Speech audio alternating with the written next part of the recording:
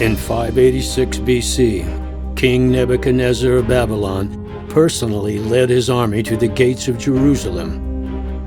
In the end, they burned the temple and palace, tore down the city walls, and slaughtered the starving people on the brink of death. The entire city was filled with cries of sorrow and mourning.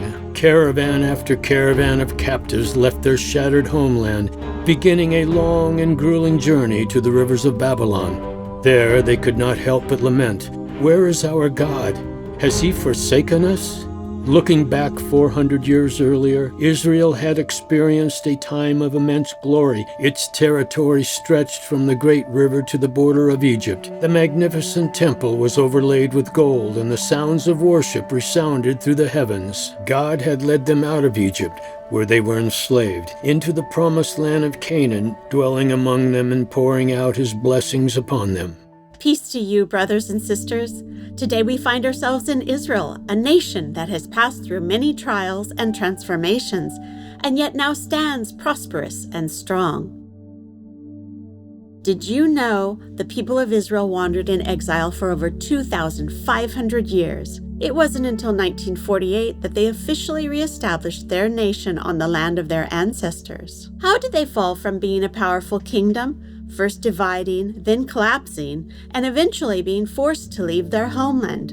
And what is the reason that the people of Israel have endured for generations through the turbulent waves of history?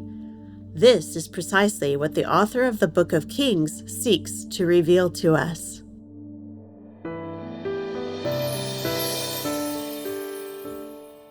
In the original Hebrew Bible, Kings is not divided into two books. It is one complete scroll. It continues from the story of Samuel recording David's transfer of kingship to Solomon. It then recounts the division of the United Kingdom into the northern and southern kingdoms, followed by their successive defeats by Assyria and Babylon, a period covering about 400 years of history. The author of Kings is unnamed, and no other book of the Bible attributes the authorship.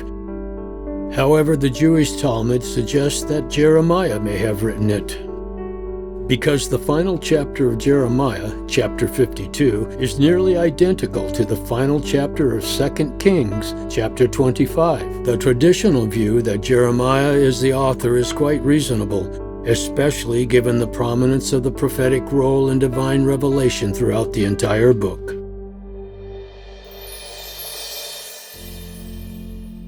The author employs chronological records from the ancient Near East and draws upon historical sources such as the Book of the Kings of Israel and the Book of the Kings of Judah to present in alternating fashion the rise and fall of both the southern kingdom of Judah and the northern kingdom of Israel. The northern kingdom, composed of 10 tribes, was heavily influenced by Jeroboam, who introduced idol worship and led the people into doing what was evil in the eyes of the Lord. This history spans approximately 250 years, encompassing 9 dynasties and 19 kings, 7 of whom were assassinated in coups. In contrast, the southern kingdom of Judah had a relatively stable political situation. It also had 19 kings, all descended from the Davidic dynasty. This kingdom lasted around 380 years, with Jerusalem as its capital and the temple as its center of worship. Consequently, it produced several good kings who followed the example of David and did what was right in the eyes of the Lord. From this, we see that the criteria for judging whether a king was good or bad was not based on how long he reigned or how many accomplishments he achieved. Rather, it was based on whether he followed David in wholeheartedly obeying God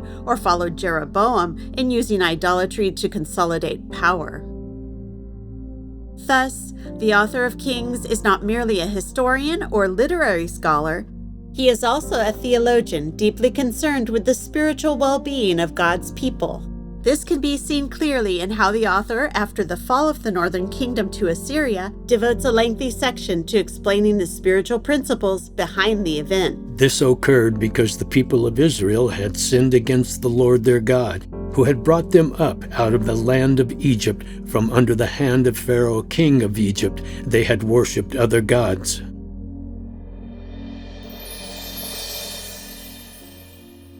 At the same time, the author highlights a distinctive feature of Israel's history.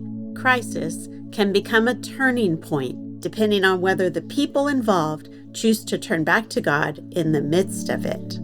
The crisis of the fall of the northern kingdom became the turning point for King Hezekiah of Judah. The author describes the key behind it. Hezekiah did what was right in the sight of the Lord and followed all that his ancestor David had done. He held fast to the Lord and did not turn away from him. He kept the commandments that the Lord had commanded Moses. The Lord was with him. Wherever he went, he prospered.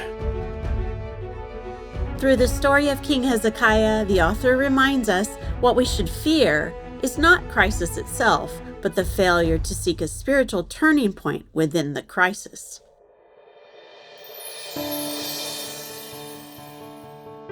Thus, when reading the book of Kings, we see that the author weaves in many vivid prophets who delivered messages from God, including Nathan, Jehu, Micaiah, Isaiah, Elijah, and Elisha. In fact, Elijah and Elisha alone take up nearly 1/3 of the entire book. Did you notice? The key figures in the narrative are not always the kings who rose and fell with political tides, but the prophets who stepped up during times of national crisis to support and save the people.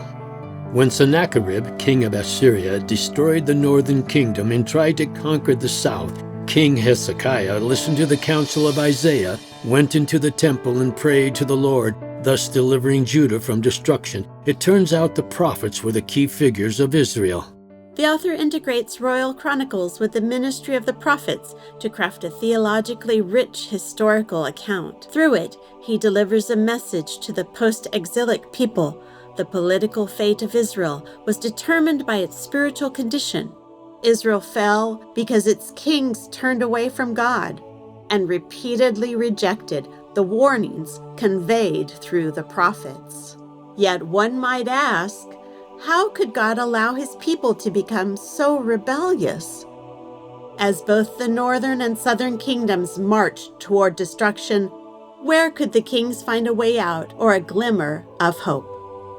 The book of Kings shows that even before the fall, prophets had already been delivering God's admonitions and warnings to the kings. Before Jeroboam was granted rule over the 10 tribes of Israel, God sent the prophet Ahijah to instruct him on how to lead, but Jeroboam ignored the counsel. Ahab, having married Jezebel of Sidon, a Baal worshiper, supported false prophets and disregarded the words of Moses altogether. Yet the Lord would not destroy Judah for the sake of his servant David, since he had promised to give a lamp to him and to his descendants. From a theological perspective, we see that the reigns of David, Solomon, Jeroboam, Jehoiakim, and others form a horizontal axis, bound to the flow of time. But the prophets who stand between God and the kings form a vertical axis that transcends time. The relationship between Elijah and Elisha, as portrayed in Kings, exemplifies discipleship formation. It offers a unique message to today's church and believers. Human roles may change, and earthly kings are ultimately swept away by history. But God remains unchanging. Therefore, more than wealth, political might, or dynastic shifts, what truly matters is the formation of disciples after God's heart and the faithful transmission of the faith. These are what hold eternal value. Outline of the Book of Kings. Based on the sequence of chapters and thematic content, the Book of Kings is organized as follows. 1 Kings. Station 1. Overview of the books of Kings. Station 2. United Kingdom, Solomon's ascension to the throne. Station 3. United Kingdom, Solomon builds the temple. Station 4. The division of the United Kingdom. Station 5. Prophets who obey God's will. Station 6. The conflict between prophets and kings. Station 7. Scholars' commentaries. 2 Kings. Station 1. The legacy of prophetic ministry. Station 2. Miracles and prophecies of the prophets. Station 3. The downfall of false worship. Station 4. The northern kingdom's path to destruction. Station 5. From hope to despair in the southern kingdom. Station 6. Hope After Exile and National Collapse, Station 7, Scholars' Commentaries.